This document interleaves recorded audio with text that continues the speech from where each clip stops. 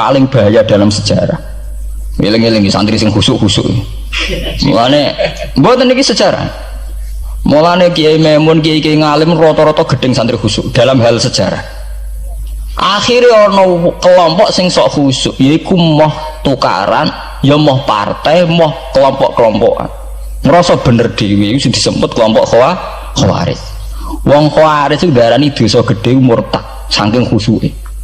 Ora ana dosa cilik, kabeh dosa iku gedhe. Mergo dosa iku bentuk pelanggaran terhadap Allah Subhanahu wa taala. Wis entek khusuk wong Khawarij. Ora ana wong khusuk dalam sejarah kaya wong Khawarij. Tapi saking khusuke duwe akibat Ali yo diarani salah, Muawiyah yo diarani salah.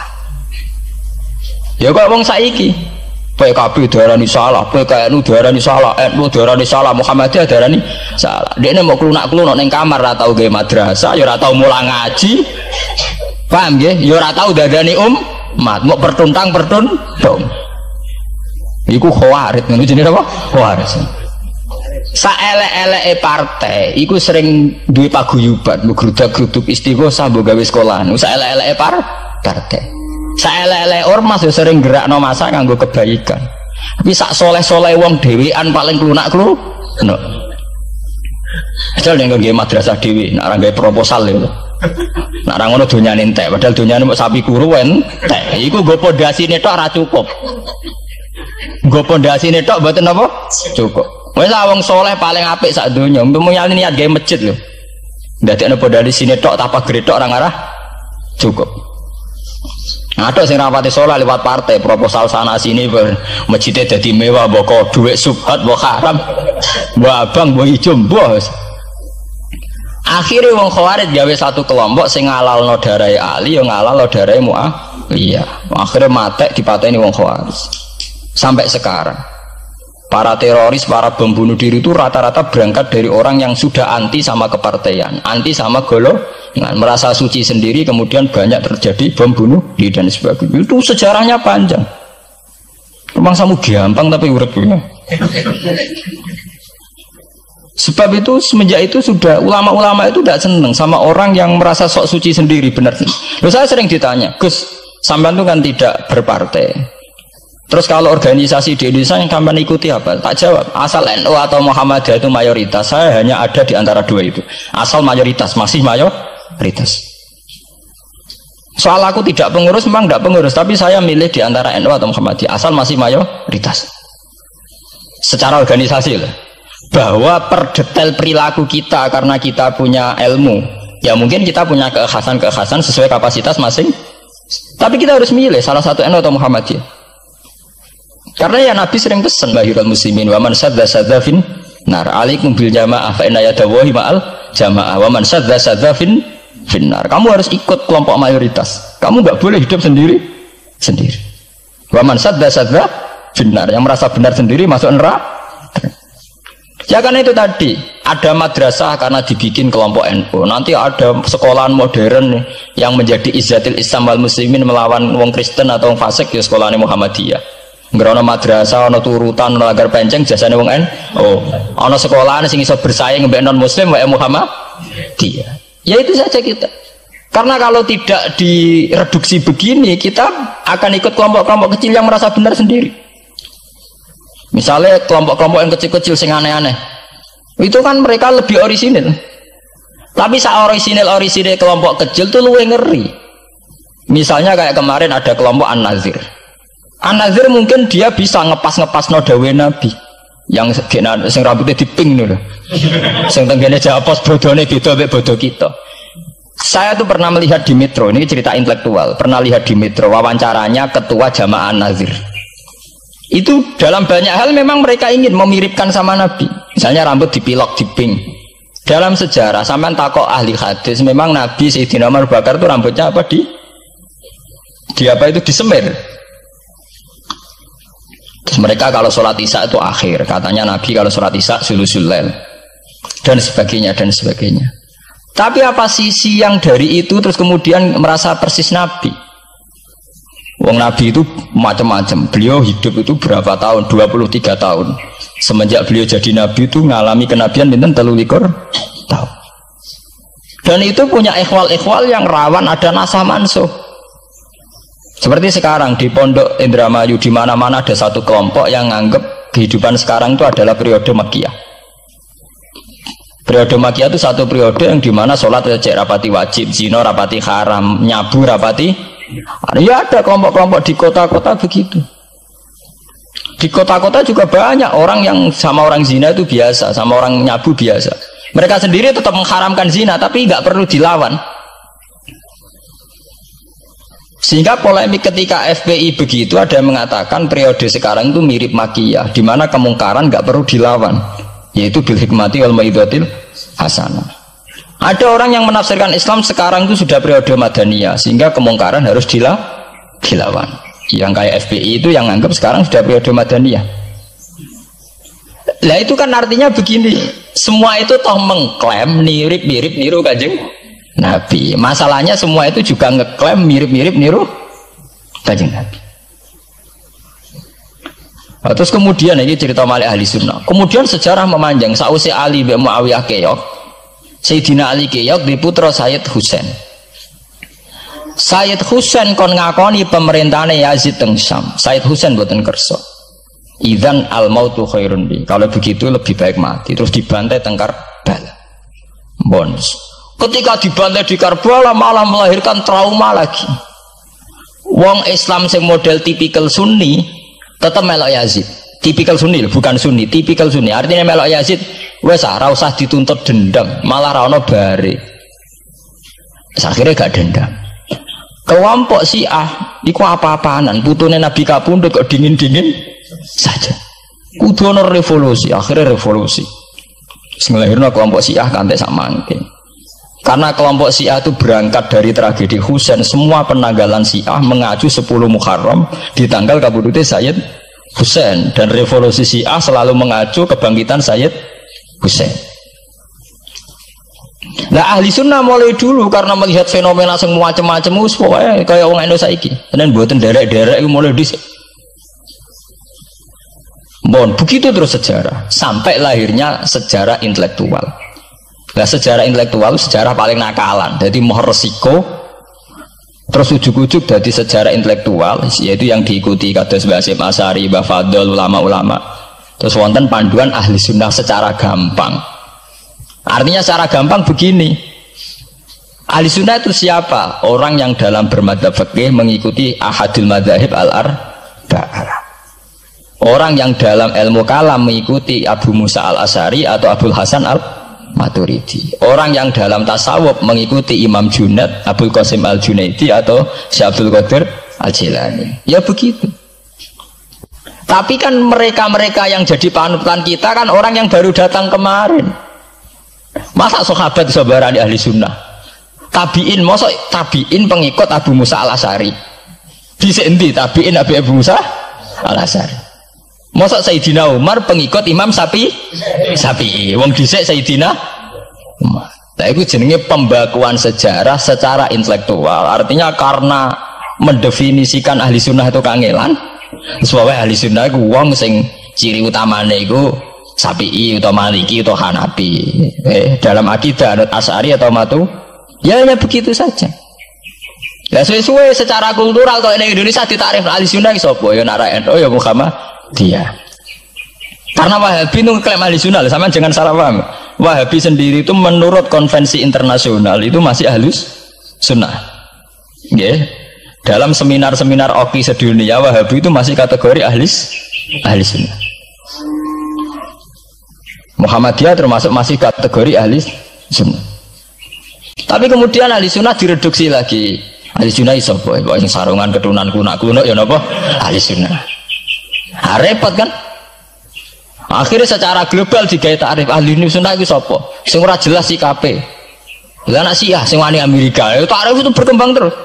Wah kebetulan Syiah diwakili oleh Iran, mulai dhisik ciri utamane Iran wani Amerika. Enggak dong, Iran nanti di presideni Shah Iran. Shah Iran itu Pahlavi bonekane Amerika. Terus digoleng no mbek monarkine Khomeini mbek Ali Syariah. Semenjak itu Iran identik mbek wani Amerika dimulai zaman era revolusi sinten Khomeini. Badhe niku Rafsanjani dia masih wani Amerika. Terus sama ke Ahmad bin Nijat nih. Mulai riyen Iran mau di ciri khas sebuah negara yang wani napa? Amerika. Wani tenan Bores pokoknya jadi sejarah. Dene wis duwe sejarah ciri khasnya wani napa? Amerika. Nah, sesuai jadi tarif. Pemerintahan Sunni piye? Sing balane Amerika, lha Arab Saudi balane Amerika. Lah sing Syiah sing wani. Lah sesuai tarifnya itu kan. Misalnya Amerika runtuh sing kuat Cina. Lah itulah kehidupan intelektual. Kehidupan intelektual itu akan selalu berkembang. Dan kita sebagai ulama, sebagai orang yang ngerti Quran harus membaca itu terus, fenomena itu, fenomena pergeseran-pergeseran itu. Lah sampai anak menangi lah, jenenge kiai ra ketunan koyo muruah. Ya menangi ketika ra ketunan dimulai tradisi PBNU sing tukang kiai desa mesti anak buahe PBNU. Lah genge sing Jakarta ora tau ketunan, kewapok. Lah takano bahasa Kur, jenenge riyen kiai jajar wong wedok UF. Suwe-suwe wala-wali zaman ketuane kiai rak PBNU. PBNU ini jajar-jajar Megawati. Sering metuki samu wedok do salah, nyoro sing kiai desa. Dikritik ku atasan, ra dikritik keyakinane dekne ora pas kiai jajar wong wedok, ora lara. Ya itu zaman mesti begitu. Kiai desa ngrasa nak lunga ora ketunan UF, ketuane kiai ning Jakarta, ora ana sing ora ana sing ketunan. Cara desa kiai jagoan mbek wong wedok iku ketuane kiai sing Jakarta. Ya ora trimo jagongan, koalisi. Ya itu kehidupan intelektual. Kita harus lapang dada berani membaca itu. Itu fakta. Kowe ora usah dadi khawarit karena kecewa terus dadi napa? Khawarit. Kecewa Pak Hasyim Asy'ari, kecewa Gus Dur dadi khawarit klunak-klunuk mbek gremang-grem. Ndak bisa. Kita harus gentleman sesuai dawuh Nabi ilzamu jamaahirul muslimin wa man sadda finnar alaikum bil jamaah fa inna yadallahi ma'al jamaah wa man sadda finnar. Mane kula umpama partai nggih milih sing gedhe, ormas nggih milih sing gedhe, bukan oportunis ya milih yang itu. Mergo sing cilik-cilik malah bulet ngono ngaten. Paham nggih? Mungkin yang cilik itu benar tapi bulet. Cara bahasa ini dari mainstream saja, yang umum-umum saja. Kan kula kiai kan buta lunga ra ketunan ya ra ketunan. Umume wong piye nggih wae umume wong. Kula niku khusus umume wong sing ringan-ringan saja itu sing umum-umum saja. Itu tadi ya.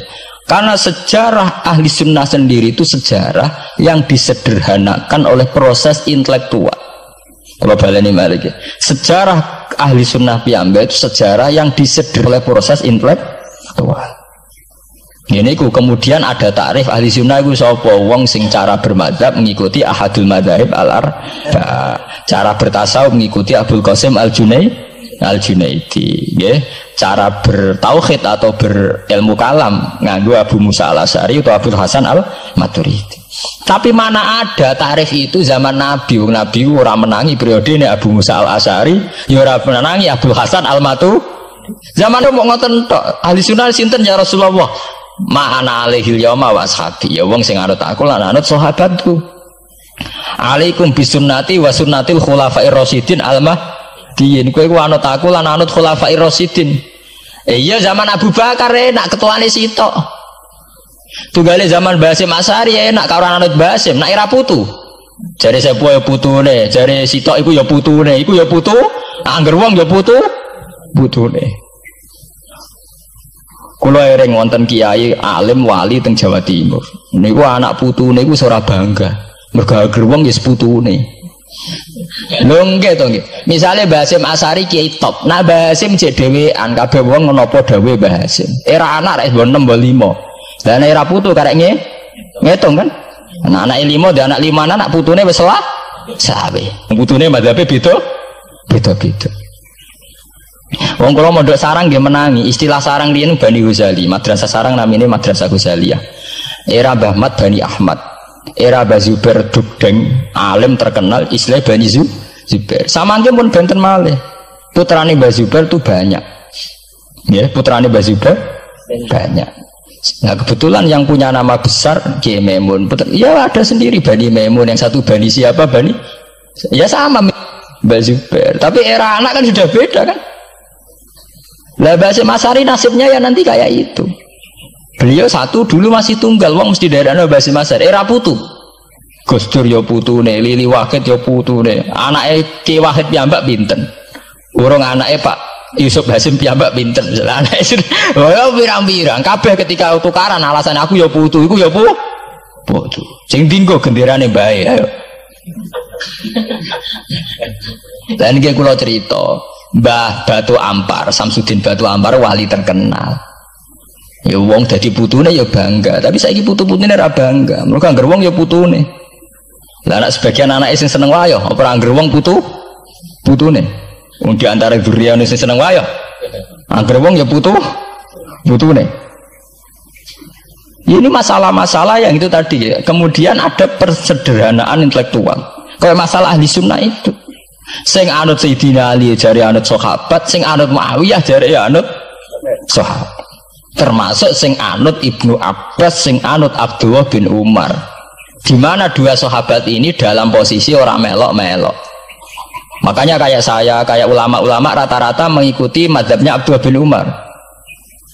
Karena saat ada konflik Ali Muawiyah, beliau itu bersikeras orang melok-melok. Beliau tetap mengajarkan sunnatul Rasulillah tanpa berpihak kelompok. Tapi banyak riwayat mengatakan Abdullah bin Umar bin Abbas itu kecewa. Hanya kecewa itu getun dia ramelok-melok. Ya karena itu tadi, ketika ada dua pilihan ramelok-melok ya terus repot. Dia tuh sampean saiki pikir mau nih, saelek-eleke wong melok P3 atau PKB, iku melok nentokno kemaslahatane Jawa Timur, mbah Bojonegoro, mbah apa. Tapi saapi-api wong ra melok-melok, nentokno mudun lho ra melok-melok.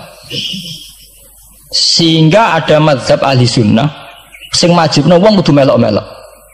Karena saapi-api wong ra melok-melok iku ndak ada yang dikaryakan, nggak ada yang dipekerjakan.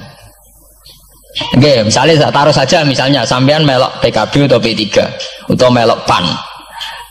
Saelek-elek melok iku mesti melok mikir nasib bangsa.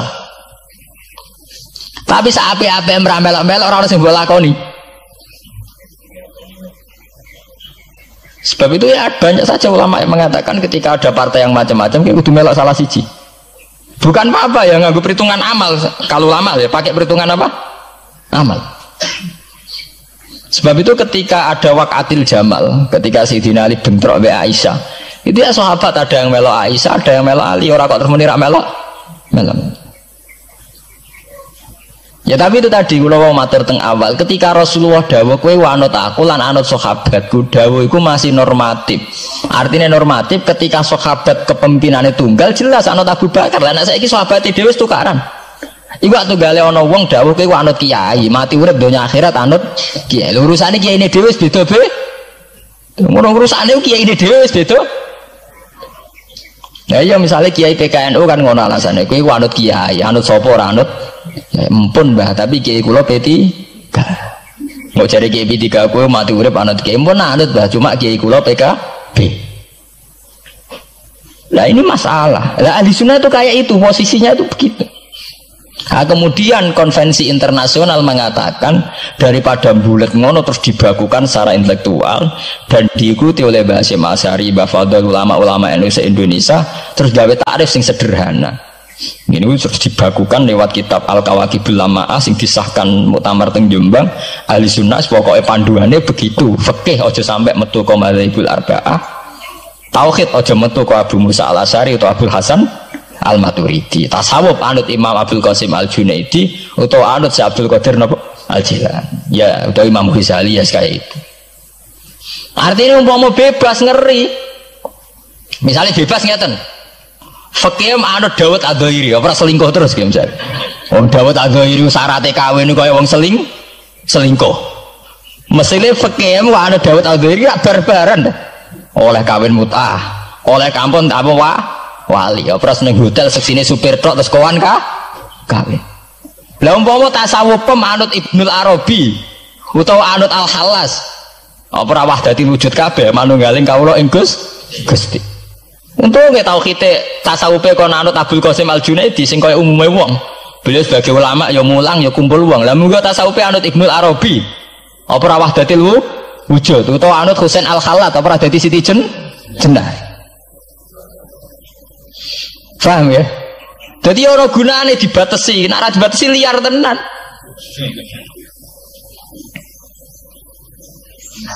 Paham ya? Ini masalahnya bandingannya ekstrim. Misalnya fakih kok kowe anut Dawud Adzairi, Kaya apa? Nak kena ngomong sing mut'ah. Malah anggar ngaji mu'in Wahab anggar nyeritakno syaratnya kawin nganggo wali khilafan di Dawud al-Dhuhiri, nganggo syahid ya khilafan di Dawud.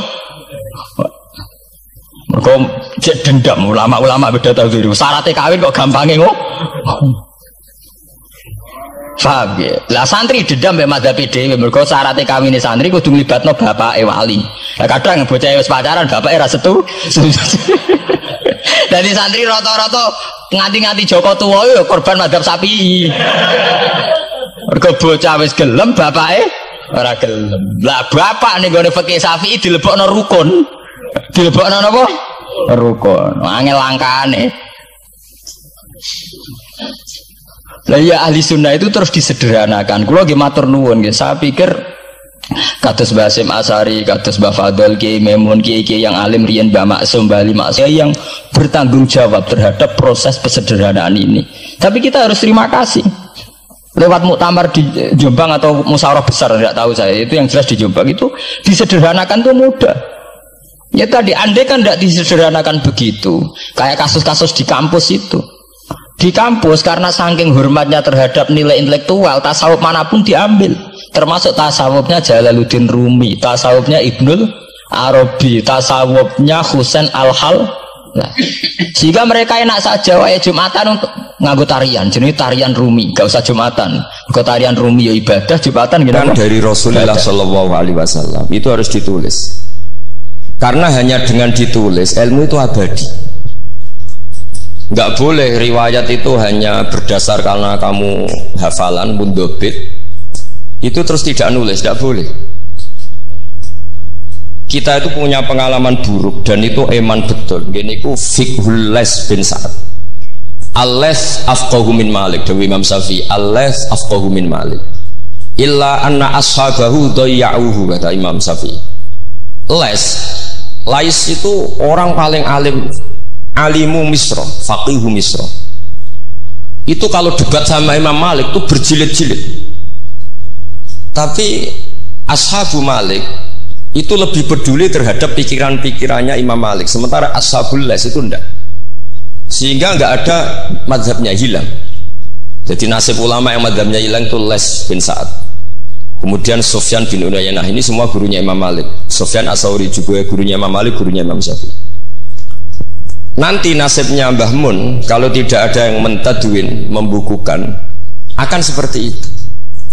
Karena orang akan menafsirkan tidak dengan panduan guru-gurunya ila Rasulullah Shallallahu Alaihi Wasallam. Saya masih ingat ketika ini betapa luar biasanya Mbah Mun tentang tafsir. Seperti yang dikatakan Gus Rosid tadi, Mbah Mun itu putra Mbah Zubair, tapi ngaji sama orang ahli tafsir, ahli Quran, Said Alam. Sehingga Habib Salim Asy-Syatiri itu punya karangan ya tentang tafsir, namanya An-Nafahat Al-Haramiyah atau Al-Fawaid Asy-Syatiriyah. Kalau gadah kitab sekitar 2 jilid. Mbah Mun itu dulu ngajar kita Faidul Khobir fi ulumil Quran, fi ulumit tafsir. Rian ngajar seminggu 2 kali di MGS. Ini Pak Sukron ya termasuk alumni MGS, berarti pernah sekolah berapa kali diulang Mbah Mun? Seminggu 2 kali. Seminggu 2 kali. Hatam. Tak kok hatam gak boleh. Jujur itu baik. Jadi jujur itu baik. Nah, barokahnya mudawan. Saya beri contoh satu, betapa resikonya andaikan ilmu itu tidak mudawan. Ya kayak Khawarid itu. Khawarid itu orang yang ibadahnya khusyuk, tapi itu kecelakaan bagi sejarah umat. Sampai Nabi ngendikan syarru hadil ummah al Khawarid syarrul khalqi wal khaliqah. Orang Khawarid itu buruk-buruknya makhluk, ini Kak sabda Rasulullah Shallallahu Alaihi Wasallam. Karena orang Khawarid itu menganalisis nubuah itu dengan pikirannya sendiri, bukan dengan pikiran sing mudawan musalsal ila Rasulullah Shallallahu Alaihi Wasallam. Saya beri contoh yang paling gampang. Ketika Nabi Fathu Mekah itu kan corong Jawa kudune kaul itu semangat tawaf. Tapi Nabi unik, semua sahabat itu tawafu mus'atan, semua tawaf secara jalan kaki. Padahal kayak apa kita diusir dari Mekah, kayak apa kita meninggalkan Mekah secara tidak terhormat. Mestinya Fathu Mekah yang diperjuangkan mati-matian itu menjadikan hal yang luar biasa. Dan kita punya kaidah al-ajur bi qadrit ta'ab, bahwa pahala itu sesuai tingkat kesulitan. Tapi Nabi itu unik, semua sahabat itu tawaf jalan, tapi Nabi itu tawaf rakiban. Nabi dengan santainya naik unta, kemudian beliau tawaf. Itu andai kan tidak ditadwin, tidak dibukukan oleh ulama-ulama, termasuk Imam Nawawi yang ngarang Majmu', maka orang Khawarij atau yang sejenisnya, nggak usah diterjemah garis keras atau garis apa nanti sensitif, pokoknya Khawarij dan sejenisnya. Dan itu di Mekah, jadi kamu jangan ngait-ngaitkan dengan Indonesia. Itu mesti menafsirkan kok enak Nabi lengas-lengas numpak unta sing liyane mlaku. Tapi barokahnya tafsiran ulama itu dibukukan. Nabi yang saat itu tawaf rakiban, ya, Nabi yang saat itu tawaf secara berkendara, itu afdolu mungkin bi alfi fadilatin sampai ila mala nihayatallah daripada yang tawaf masyian. Karena yang tawaf berjalan itu hanya melakukan satu kaidah bahwa al ajri bi qadrit tak. Tapi itu punya resiko fikih jangka panjang. Andai kan Nabi ikut tawaf jalan, maka akan dianggap syarat sahnya tawaf harus berjalan. Dan itu kita kesulitan ketika kita setengah lumpuh, setengah sakit. Lalu kalau kita pakai kursi roda, pakai skuter, dalilnya apa? Barokahnya Nabi tawaf rakiban, maka ada solusi, ada referensi kalau kita tawaf tidak masyian, yaitu dengan cara naik kursi roda dan yang lain-lainnya. Maka ketika Imam Nawawi, maka yang dilakukan Nabi itu fardun alaihi, Nabi melakukan itu harus, karena Nabi harus menjelaskan ke umat bahwa tidak termasuk syarat sahnya tawaf adalah secara berjalan, tapi naik juga boleh. Itu andaikan tidak ditadwin oleh ulama, maka pikiran ini tidak sampai kita. Dan kita rodok-rodok Khawarij, kok enak Nabi, padahal Nabi pas itu ya sehat. Nah sama, ketika Mbah Mun ngersakno Gus Yasin jadi wakil gubernur, juga abahnya Gus Rosid ini Gus Subak kerso jadi DPR RI, Gus Kamil ya ketua DPR Rembang. Itu maka menjadi fikih bahwa ulama itu tidak harus berhadapan-hadapan dengan negara. Buktinya orang sekali berbah Mun, putrane diminta disuruh mengkhidmati negara. Sehingga harus menjadi tradisi besar bahwa ulama dan umarok tidak harus berbenturan.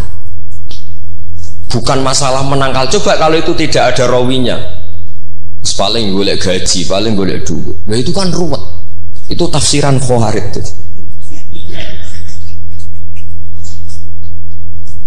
Jadi saya itu punya sanad mutasil. Saya berkali-kali ketemu abahnya Gus Rosid, beliau juga guru saya, Gus Subab, semuanya. Itu ketika beliau menolak itu Mbah Mun maksa. Gus Kamil dulu pertama disuruh jadi DPR ya menolak, sampai pernah transit di dalam saya di Jogja itu 3 hari. Dan Mbah Mun akhirnya sampai duka harus mau. Tapi lama-lama kita tahu bahwa beliau ingin menyelamatkan Indonesia, bahwa Indonesia nggak perlu dipertentangkan antara ulama dan umat. Nah, itu harus terus.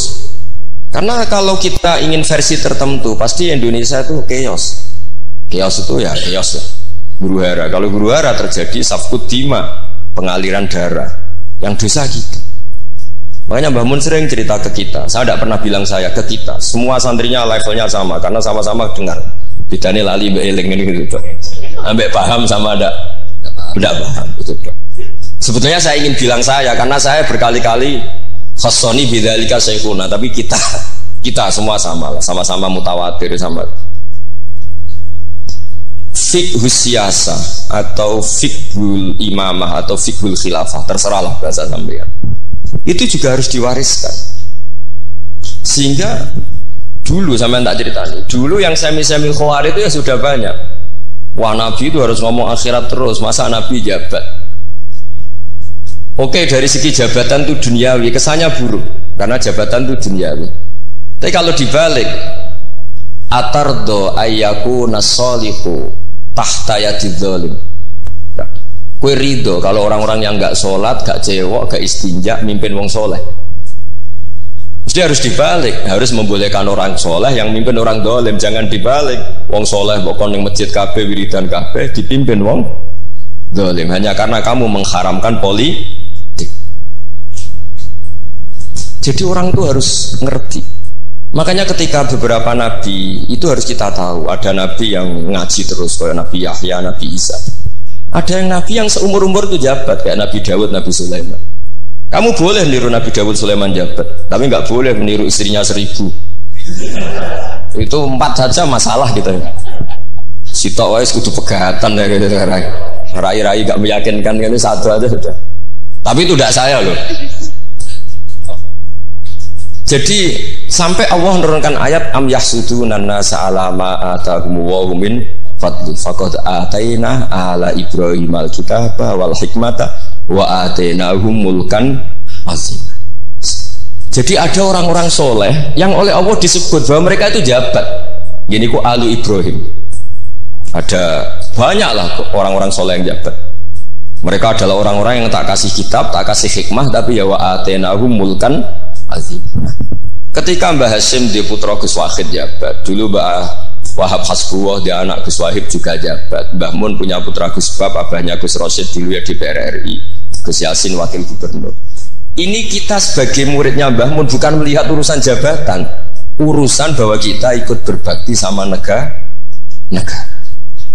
Makanya ketika Mbah Mun kapundhut hari Selasa tanggal 5 Dzulhijjah, itu saya masih ingat betul. Ketika itu saya di dalam, ada Gus Subab, ada Gus Naji, ada Gus Kamil, ada semua lah.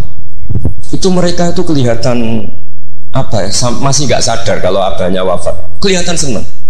Senangnya itu karena mereka menyaksikan betapa yang diinginkan Mbah Mun itu kesampaian. Beliau-beliau ini cerita, Mbah Mun itu cerita gini, Cung, aku nak mati Jumat berarti aku wali. Nak mati Selasa aku ya wong alim. Jadi berarti beliau itu milih jadi orang alim. Jadi dia relax. Terus ada beberapa apa ya, uang lah atau apalah. Kata beliau sama Gus Subab, bilang ke Gus Subab, bab jika aku nak teko balekno, nak ra teko bagi ning anak-anak. Jadi semua dipersiapkan. Begitu mudah beliau melihat kematian, melihat kapundhut, melihat seringan itu.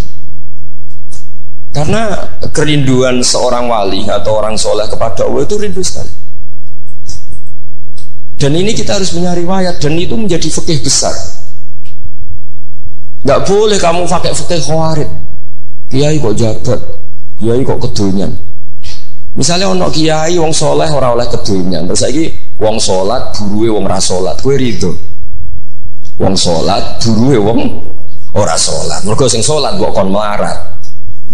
Jadi nak fikih udah fikih khawarij, fikih sing bener maca majmu', nak ra iso maca jerone maca judule. Ya sadar. Oke, Pak Doni, Pak Sukron, karena dia di Mekah lebih terkenal ketimbang Mbah Mun katanya. Itu Mbah Mun sampai tertawa-tawa. Mbah, jebule jenengan teng mriki terkenal kula. Kok iso kron? Lha niku tiyang teng dalam iki Sukron. Ya jadi Mbah Mun punya murid ya macam-macam. Ada yang kayak saya, ada yang kayak Pak Sukron. Makanya saya pertama datang, Sukron dikur, jarang enten, celok, nak agak teko agak gelem isi. Terus datang. Tadi bisi saya, Gus aku difoto, nak raja jerjeran gak difoto. Terus saya bilang gini, saya itu kalau di mana-mana sering jejer wong putih, lagi ki jejer wong ireng. Semoga ini kafarohnya saya jejer wong putih-putih.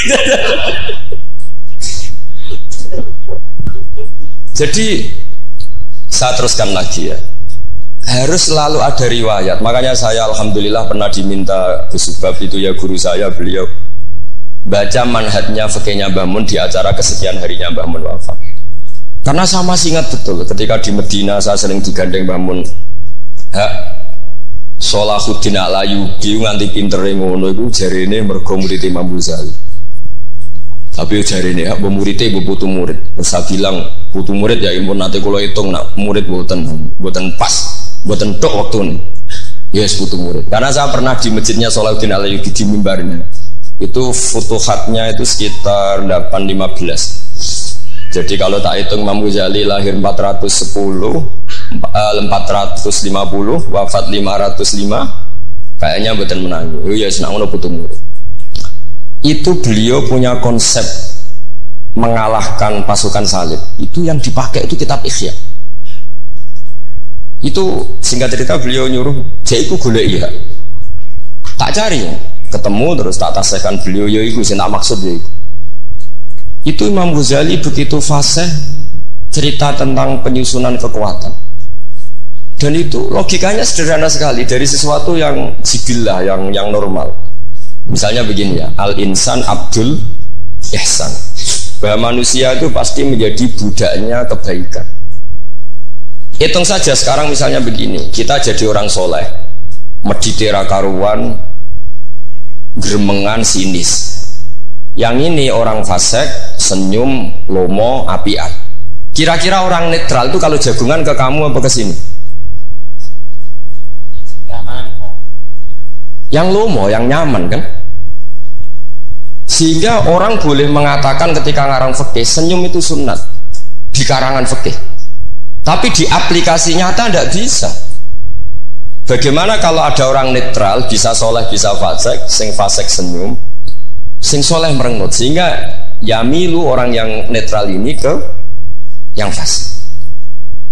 Kamu bisa ngarang fikih kalau sedekah itu sunat, karena itu sudah tidak wajib, karena yang wajib itu zakat. Kamu bisa ngarang fikih seperti itu.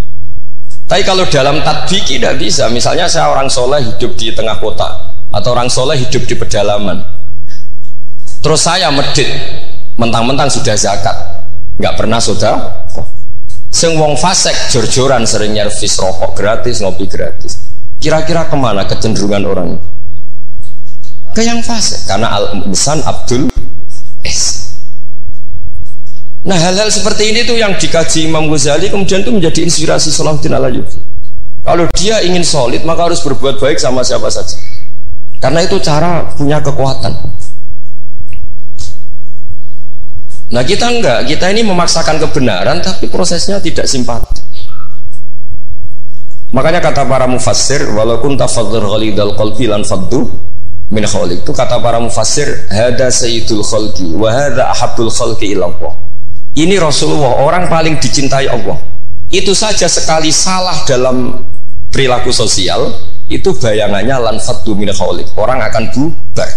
Padahal ma'anna hada mu'ayyadun fi ruhil qudus. Padahal Rasulullah itu orang yang diberi kekuatan malakut, kekuatan langit. Itu saja dibayangkan kalau salah secara sosial, lan faddu min khaliq, orang akan bubar. Apalagi kamu yang keramatnya enggak jelas, hizibnya enggak mandi, terus salah sosial, istaqabbalallahu minna minkum taqabbal ya kan. Sehingga Mbah Mun itu baik sama siapa saja, termasuk baik sama Megawati, sama apa saja. Bahkan beliau sebelum haji sempat ketemu Megawati, dan beliau sebelum itu ya pernah bilang ke saya, ke kita lah, ke kita, aku ketemu Bu Mega dan Indonesia itu damai. Makanya ketika beliau kabundut Dzulhijjah, itu min asyuril hurum, karena al asyurul hurum itu ada 4, Dzulqa'dah, Dzulhijjah, Muharram, Rajab. Beliau kabundut 5 Dzulhijjah, bulan yang termasuk sakral di Islam. Dan beliau kabundut 6 Agustus, bulan yang paling nasionalis dalam Indonesia. Jadi Allah memilihkan beliau bukan sekedar tempatnya di Ma'la, tapi pakai bulan yang paling sakral sesuai konteks masing-masing. Dalam religius Dzulhijjah itu sakral, dalam nasionalis Agustus itu sakral. Kayak apa Allah memilihkan beliau? Makanya ini saya cerita ya, saya mungkin 10 menit lagi, sampean santai aja, ini enggak ganggu lama-lama supaya enggak ribet. Makanya di antara yang ditulis beliau tentang jabatan, tentang jabat, dan ini cerita saja, beliau menulis feeling Taurat saja. Sekarang halaman 37. Nanti kalau yang nggak paham ngaji sama Pak Sukron, sudah tak ijazahi tadi. Kobil tuh. Jadi nanti yang nggak paham, iya itu nanti. Kau jebolin. Apa? Kau jaluk deh. Wah, serang. Kau lagi jaluk Melayu sudah. Sah ke? Sah. Ini konco kulo mulai teng sarang ngantos. Nanti foto-foto tegen kulo tanggal 3 Syawal. Nih Pak Sukron nih. Gus, gue nak jadi kiai jegeman kaya aku. Tak pikir apa? Ceritanya gini Gus Rosid, dia itu kiai, mungkin kiai debutan. Dia dengan santainya cerita, man soma Ramadan summa atba'ahu sittan min Syawal faka'annama somat daro kullah. Jadi puasa Ramadan kemudian puasa 6 hari Syawal maka seakan-akan puasa tahun. Singkat cerita ada orang lugu puasa tanggal 2 ini. 2 Syawal puasa. Soan Pak Sukron pas kiai ini rokok. Terus kata orang lugu tadi, getun Pak aku anu jenengan. Jebule jenengan gak poso. Saya bilang, lah opo ke dalil ngono barang lha opo? Dalil liyane ya kena ngono. Tapi itu kearifan, menurut saya dia cerita itu kearifan. Maka ini warning ya, siapapun yang ngiyai jangan dalil sesuatu sing ra iso nglakoni. Terus ora udah ini ya enggak apa-apa. Lho kula lah ora pati wani dalil sing ngoten-ngoten ora wani mergo wong santri sarang bebas ora usah dirakat bebas. Mon ping 6. Nggih, tambah sepik. Dari bangun setahun pun. Memang ini didikan sarang yang keterusan. Mbah Mun itu kan mengharamkan santri tirakat. Iya, santri ora usah tirakat. Santri sarang ora usah tirakat. Mondok sarang tok iku tirakat. Nang yo banyune wasin. Kadang ape ning WC yo iku ning lembak-lembak. Wis banyu wasin gone sesekan ra duweke wis sung-sung ora tenan ngono. Jadi ora usah tirakat itu wis istirahat. Jadi saya ulang lagi ya, al-fiqhu fikih itu harus mudawwan. Saya yang sudah kecelok alim saja itu sering nggak tahu kalau itu tidak ditulis oleh ulama-ulama kita. Kayak tadi, kenapa Nabi tofa rokiban? Padahal Nabi juga yang mengajari al-ajru bi qadrit ta'ab. Andai kan Nabi tidak tofa rokiban, maka kita akan kesulitan nyari referensi bagaimana hukumnya tawaf pakai kursi roda. Barokahnya mudawwan dianalisis oleh Imam Nawawi dan seterusnya bahwa Nabi tofa rokiban adalah wajib bagi beliau untuk memberi pelajaran bahwa itu sah. Coba kalau nggak ada penjelasan itu, mungkin orang menduga-duga Nabi ku piye dipek menangi dewe, mukhawarid sebenarnya. Dan itu harus ada yang mudawwan. Sama seperti Nabi Dawud, Nabi yang jabat, Nabi Sulaiman, Nabi yang jabat. Supaya jabatan itu tidak tunafis solafiyah, bahwa jabat itu tidak berlawanan dengan kesolehan. Nyatanya banyak orang soleh yang jabat. Tentu yang nggak jabat lebih banyak. Isra tak belo. Pak Sukron ya soleh tapi buatan jabat. Cuma soleh sampai kuat ngantek kapan ya roh. Nah sini yang halaman ini terakhir, masih 7 menit, 37. Hada summa idza nazarna ilal adarisan. Kula waca. Bismillahirrahmanirrahim.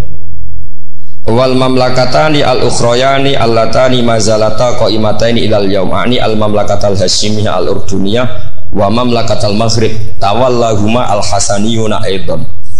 Artinya Mbah Mun cerita bahwa banyak orang-orang soleh bahkan min dzurriyyati Rasulullah sallallahu alaihi wasallam dan mereka jabat jadi raja, yaitu pasnya di Maroko adalah rajanya Al-Hasani, apa? Hasani. Juga di Ordon, di Jordan itu rajanya Al-Hasani. Intinya Mbah Mun mau ngendikan kamu jangan anti jabatan. Banyak orang-orang soleh yang jabat, bahkan bukan sekedar soleh tapi itratu Rasulillah, al-itra at-tahira, itratu Rasulillah sallallahu alaihi wasallam. Ini dan beliau menulis itu. Wal mamlakatani al ukhrayani allatani mazalata qaimatain ilal yaum. Ini al mamlakatal hasyimiyah al ordoniyah wa mamlakatal maghrib tawallahuma al hasaniyah itu.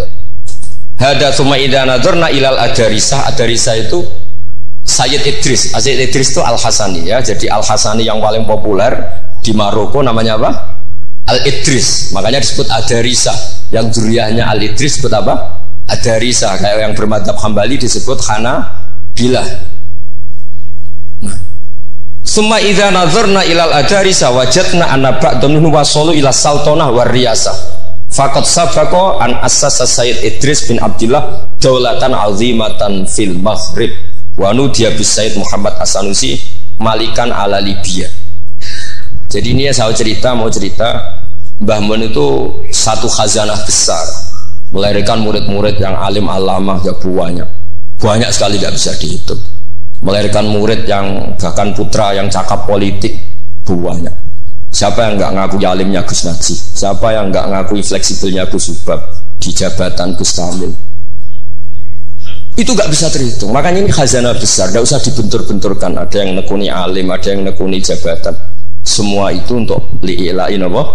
Kalimatillah. Jadi ini nggak ada masalah. Wonten sing kono Pak Sukron sesurip wae, menengah sok urip wae. Tapi tadi sudah tak ijazahin. Nanti pokoknya ini kalau nggak paham tanya Pak Sukron. Assalamualaikum warahmatullahi wabarakatuh.